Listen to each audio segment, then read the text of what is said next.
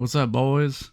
For people who watch me, I've been talking about some of these older Magic the Gathering boxes a lot, and I kind of wanted to explain why I'm interested in them. So, I kind of call this the Silver Era. This is when Magic hit 10 years old. That's when Mirrodin came out. So that's this box here. Well, I'll show you. So I'm looking on the right side here. If you can see my mouse. You can kind of see it, but I'm looking at Mirrodin right here on the side. So this is when I first was introduced to Magic. 15 years ago? So yeah, I was probably 15 years old. So I started playing during the Mirrodin block. So that's Mirrodin, Darksteel, and Fifth Dawn on the right side of the screen there. So yeah, this was when Magic was hitting 10 years old. At that time, it was very established. The culture around the game was very interesting. It wasn't like all this woke bullshit that you have today. These were like interesting people played the game, and it was relatively balanced. It was relatively fair in terms of there was just a booster box, and the prices were pretty low. It was like $3 a pack. It was the good days. It really was. It was the good days. There were no collector boxes. There were no commander decks. There were no.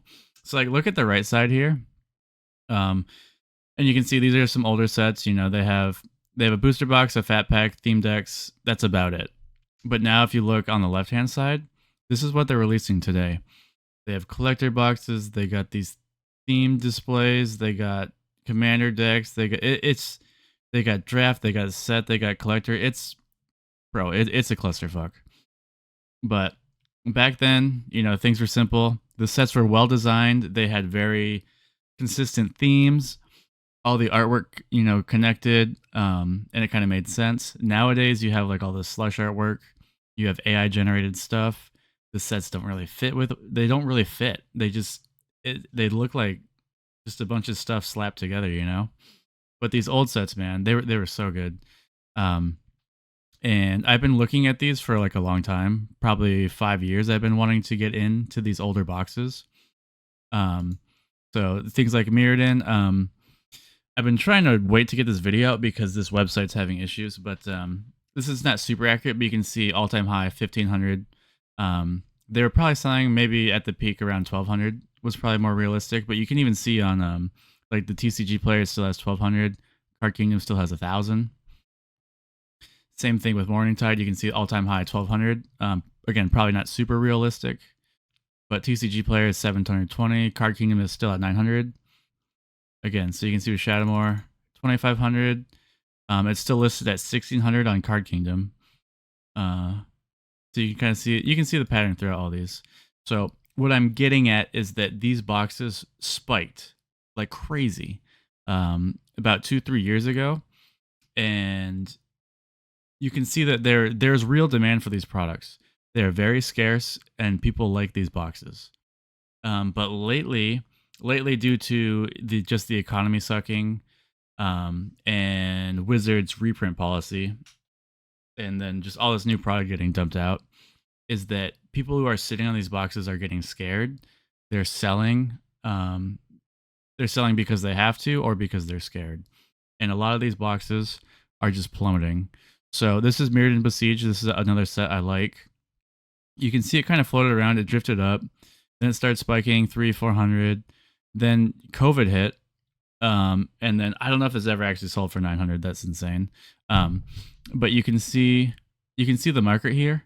So this particular box spiked up to probably 650 at the peak. This is like actual people actually buying on TCG Player for 650.